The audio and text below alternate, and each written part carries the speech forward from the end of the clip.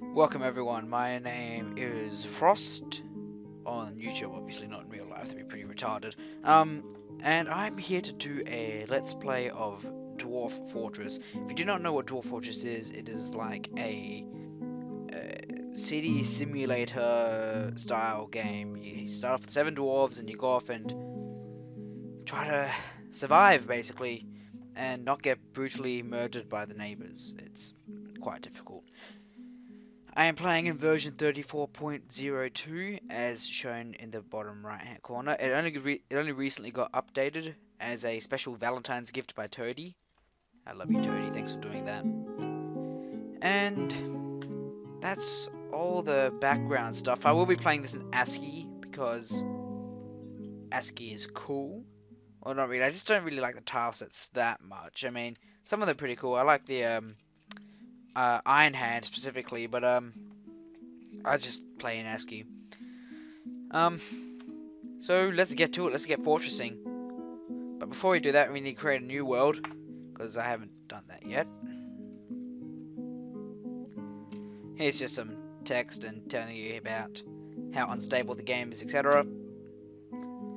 World size. Alright, I'm going to create a... This is how I always do every single one of my worlds. It's going to be a large world with a short history, with a very high number of beasts, with a very high savagery, with a frequent mineral occurrence.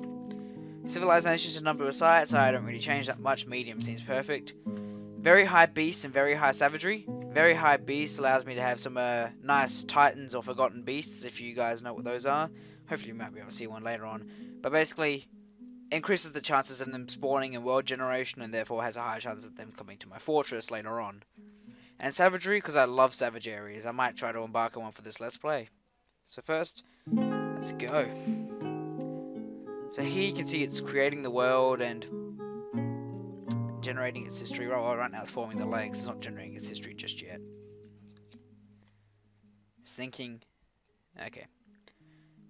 I'm going to pause for a couple of minutes just to get this over and done with, so you guys don't have to sit down for about 5 minutes watching me spawn a world. So I'll see you then. And we're back, and as you can see, we have our world. It's called the Brass Hoof. Wait, no.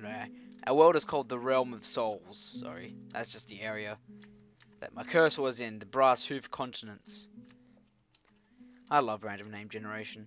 Let's see what else we got here. The Forest of Disappearances. Oh god, that's probably where I live. The Mire Vipers. Anyways, as you can see, it's the year 125. 37,000 in historical figures, and over half of them have been brutally murdered in some way, because why the hell not? And over 220,000 significant events. So, yes, I think this is a desert over here. Another desert, another desert. Hoping for a savage ocean for the embark I want to do. I'm sure we'll find one, but right now, I'm going to accept. Wait for it to continue thinking. Continue thinking.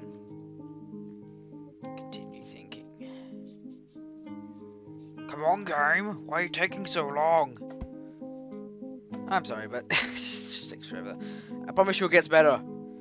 The entire game is not me sitting around in front of a block of text. Actually, it kind of is a block of text because it's in ASCII, but that's not the point. You get to interact with that block of text. But right now, keep on going. Alright. Come on, think faster, think faster.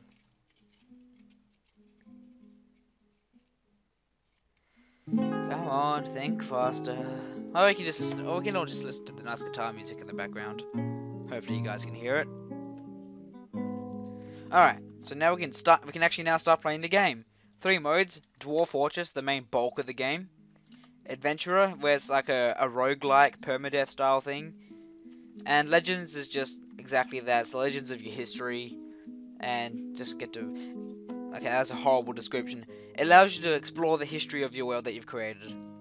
And it's a bit clunky to navigate through, but overall it's not that bad. Some pretty interesting stuff in there, actually.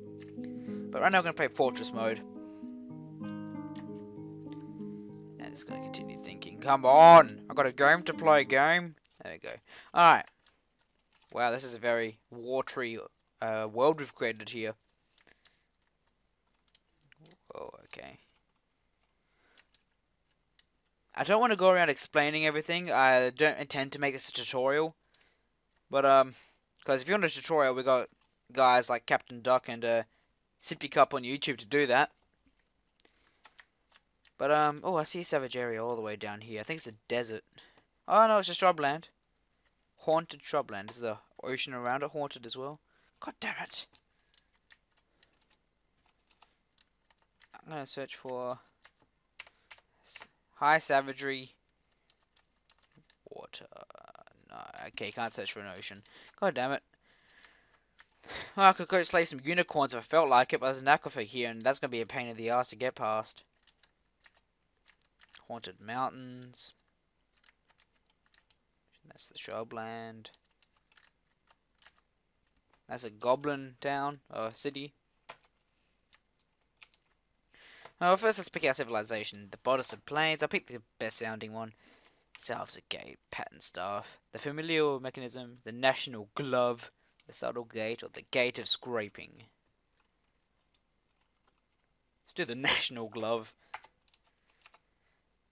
It's the pride of our nation to wear gloves every moment of every day of our lives.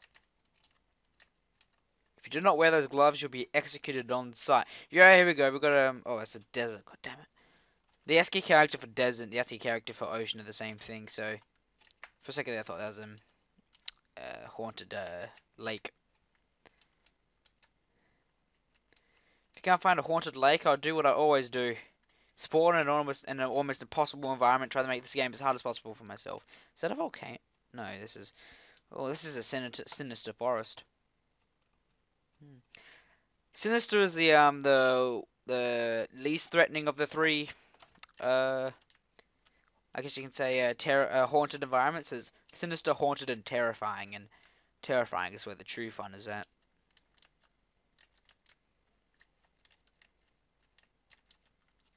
You know, let's spawn in that desert. Let's go on that sand desert. Yeah, we still got all the we still got all the neighbors able to interact with us around here. Why is there a stream? I might actually take the stream of the. So this is gonna be a really tough challenge. There's little soil. There's an aquifer within that little amount of soil, and there's shallow metals and deep metals, but there's no flux stone. I'm gonna give myself a bit of assistance here, and actually. I'm going to go by the waterfall. Give us a bit of a help where we need it. Alright. As you can see here, the height. The waterfall's coming in, it's just a large drop. So I think these two rivers are high up on cliffs and then drops down and forms into this river. And they just go down forever on. Okay, let's do this one. God damn it. Hate myself for this. Embark. Yes, yeah, I know. I'm not dumb. We're going to prepare for the journey carefully because playing now is basically suicide. It won't give me the materials that I need. Alright, so here are our 7 dwarfs. I'm going to name the first one after me. Oop, customize nickname. There we go. And I'm going to leave these 6 here free.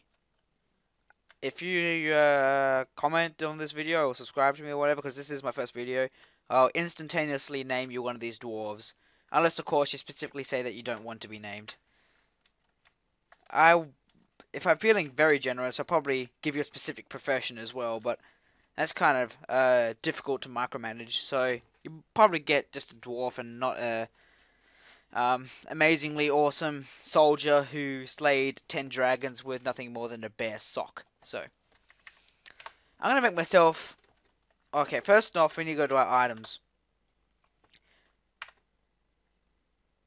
We will not need 2 miners for this map. Even though, because I'll probably be making lots of use out of probably that 1 Z level of sand that we have. Because it's very little soil, so there's probably 2 Z levels. The first one's going to be the dry one, the second one's going to have the aquifer, and below that there's probably going to be stone. I'm going to make lots of use of that sand. And sand is very quick to dig through. You do not need 2 miners for it, so 1 will do.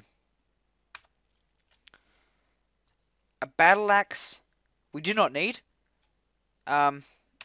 Because this is... Oh, I take 1. Even though it is a desert, I can still go underground. And, make you... I can... there might be a cacti here. You know what? I'll take 1. Better safe than sorry. Copper, battle... Whoops. Copper... Battle axe. Okay, we'll use that. No, I won't, because I'm so indecisive. You can't. I can just use a training axe. I can construct myself a training axe and allow the woodcutter to use that to chop down trees. Because this is dwarf logic. An iron anvil we will not need. I'll trade for that because I probably won't be going down to stone anytime soon. Plum helmet, all these seeds we need. Dimple cups we won't need actually. Rock nuts. Rock nuts, if you don't know, as far as I know, they get ground up into flour and you can make bread out of them, so... No, that will be a very long time till I get up to that part. Cave wheat can be turned into beer. Pigtail can be turned into clothes. Plump helmets are just amazing in every aspect. Take 20 of those seeds. If you guys didn't know, you now don't need water to farm underground anymore, so... you don't need muddy land, sorry, so... Should be easy for me to get some farms underground as quickly as possible. Sweet pods, yeah, I'll take 10 of them. Cave wheat, I'll take 10 of them, and no, I'll take 20 cave wheat because that's great for beer. Cool. Food, yeah, I'm gonna need that. Thread, cloth, bags, and ropes. I need 1 rope for the well I'll be making, because you know if you have an aquifer, you might as well make the most use out of it. Bags. You don't really need bags. Seeds come in their own bags. So, yeah, I'll get rid of all of them. Llama leather quivers. No, we don't need those. Buckets, splints, and crutches. We will not need splints or crutches. I'll take 3 buckets though, because I want to save the small amount of wood I'll be bringing with us. Alright, so this is all we really need. Oh no, this is a haunted area, isn't it? Duh. I will be, bringing, military stuff, but as for civilian items, this is all we'll be taking, because this is a desert, and you want to save as much points as possible for, wood and other necessities and food. Especially ducks, turkeys, and cats. Dogs are too expensive to take with you. You want to bring as many ducks, chickens, turkeys as possible to start an egg industry, and you want to bring cats to hopefully cause a cat explosion and give your fortress tons of food. But if you have the points left over, I will bring a pair of breeding dogs. But I'll stop it right there. Next part, I will start making our dwarves and hopefully embark. So, if you're still watching, thanks for bearing with me on my first video. And I'll see you all later on.